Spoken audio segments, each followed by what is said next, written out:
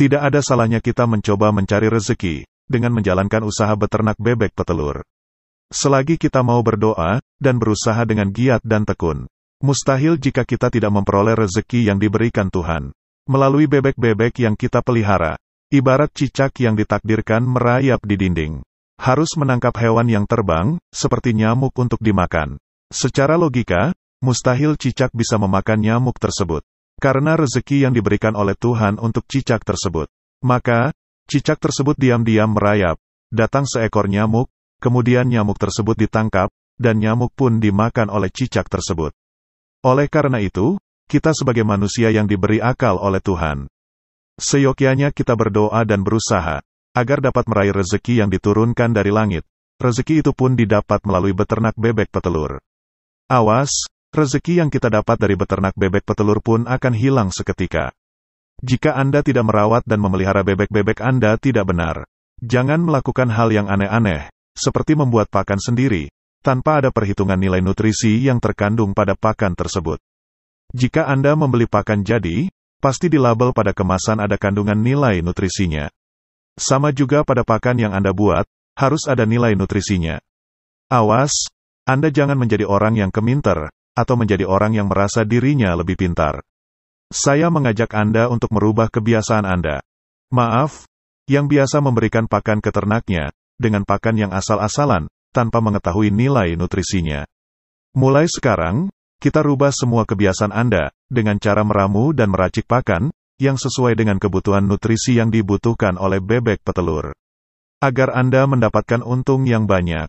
Jika Anda mendapatkan hasil yang banyak, siapa yang untung? Kan Anda yang akan mendapatkan untung, bukan saya yang akan mendapat untung. Dan jika Anda mendapat uang yang banyak, siapa yang akan senang? Kan istri dan anak-anak Anda yang akan senang, dan merasakan kenikmatan rezeki yang didapat. Bukan janda muda yang di seberang sana yang akan senang. Awas, jangan main-main dengan janda muda. Seketika rezeki Anda bisa ditutup oleh Tuhan, jika Anda berbuat maksiat dengan janda tersebut. Pada kesempatan ini, saya akan membahas yang sesuai dengan judul, yaitu karena kesalahan yang fatal, peternak bebek petelur rugi hingga puluhan juta. Kesalahan apa saja yang sering dilakukan peternak, dan bagaimana solusinya? Yaitu, kesalahan peternak saat pemberian pakan, atau takaran pakan yang tidak sesuai dengan standar.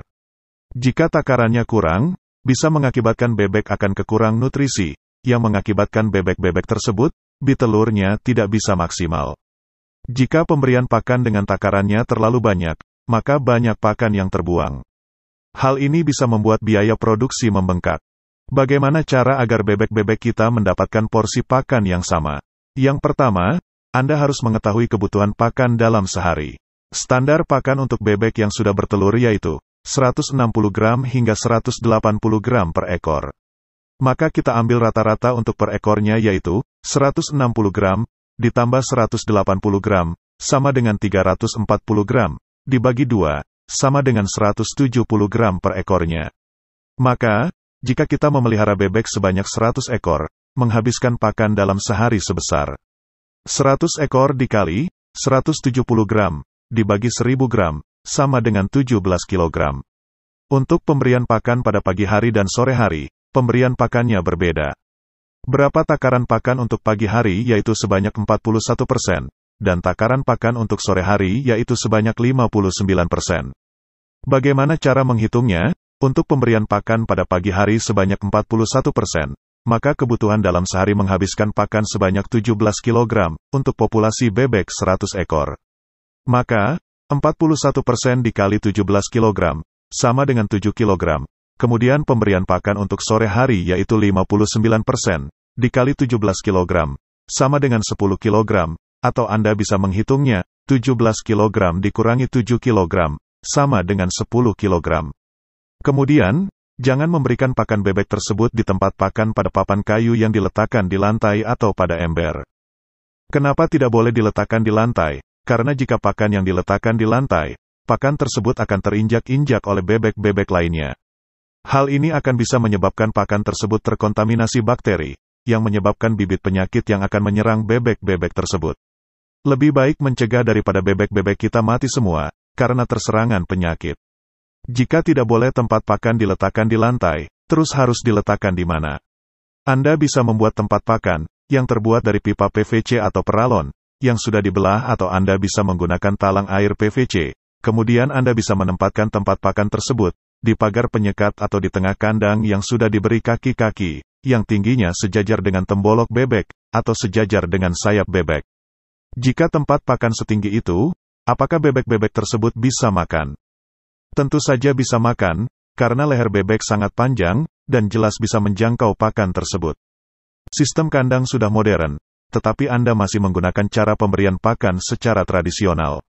Mari kita rubah semuanya, dengan cara yang tadi saya jelaskan di atas. Agar pendapatan kita bisa maksimal. Apa untungnya jika tempat pakan diletakkan di atas, yang sejajar dengan tembolok bebek? Untungnya banyak sekali, seperti bebek mendapatkan pakan yang steril. Bebek tidak berebutan pakan, dan bebek akan mendapatkan nutrisi yang sama. Bagaimana? Apakah Anda sudah paham yang saya jelaskan di atas? Atau masih muter-muter entah kemana? Atau Anda menolak yang saya sarankan di atas? Silakan isi di kolom komentar. Kemudian kesalahan fatal berikutnya yaitu, mohon maaf, jika sebagian peternak memberikan pakan ke bebek-bebeknya, dengan asal-asalan tanpa menghitung nilai nutrisinya. Dan dengan alasan diberikan pakan ini saja, bebek-bebek saya bisa bertelur dan bisa maksimal bertelur. Beberapa bulan kemudian, peternak tersebut bertanya kepada saya, bahwa bebek-bebeknya tidak bisa bertelur lagi, karena bebek-bebek saya rontok bulu, dan ada juga bebek-bebeknya yang mati, karena disebabkan kekurangan nutrisi.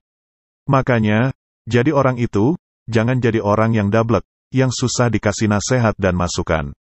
Kalau sudah terjadi seperti ini, harus diapain lagi?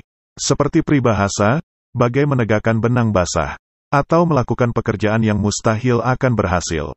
Apa yang terjadi? Peternak tersebut rugi hingga puluhan juta, karena melakukan kesalahan yang fatal.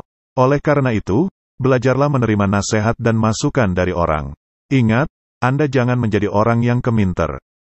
Sebelum Anda membuat pakan sebaiknya, setiap bahan pakan dihitung semuanya berapa nilai nutrisinya. Anda bisa menghitung dengan menggunakan perhitungan metode linier, perhitungan dengan metode Pearson Square, atau Anda bisa menggunakan perhitungan trial and error. Anda bisa menonton video sebelumnya yang membahas bagaimana cara menghitung nutrisi pakan. Sampai di sini, apakah Anda sudah paham dari penjelasan yang dijelaskan di atas? Atau Anda menolak yang saya jelaskan? Silakan isi di kolom komentar. Jadi dari penjelasan di atas bisa kita simpulkan, yaitu, faktor penyebab peternak yang rugi hingga puluhan juta rupiah disebabkan oleh 1. Pemberian pakan dengan takaran yang tidak standar. 2. Pemberian pakan yang diletakkan di lantai, yang mengakibatkan pakan menjadi sumber penyakit. 3. Pemberian pakan yang asal-asalan, tanpa menghitung nilai nutrisi yang terkandung pada pakan tersebut. Itulah 3 kesimpulan yang dijelaskan di atas. Terima kasih sudah menonton video hingga selesai, dan bagi Anda yang baru menemukan video ini, dan belum subscribe, silakan tekan tombol subscribe, like dan aktifkan notifikasi loncengnya, agar Anda tidak ketinggalan update video terbaru dari saya, dan sampai jumpa lagi di video berikut.